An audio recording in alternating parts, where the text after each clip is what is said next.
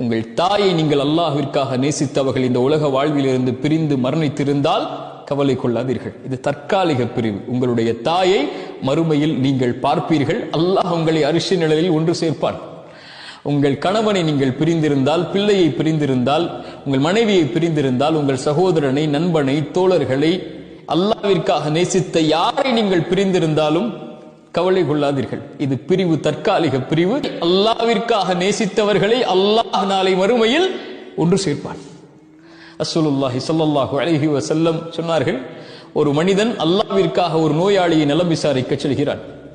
அல்லாஹ்விற்காக நேசம் கொண்டு ஒருவரை சந்திக்க செல்கிறான். ஒரு மலக் அறிவிப்பார், நலவு உண்டாகட்டும், உனக்கு நீ செல்லக்கூடிய இடமும் நலவாக அமையட்டும், அல்லாஹ் உனக்கு சொர்க்கத்தில் ஒன்று சேர்க்கக்கூடிய நலவை அல்லாஹ் ஏற்படுத்தட்டும் என்று அந்த மலக் அவருக்காக பிரார்த்தனை செய்வார் என்று அல்லாஹ்வுடைய தூதர் ஸல்லல்லாஹு அலைஹி வஸல்லம் சொன்னார்.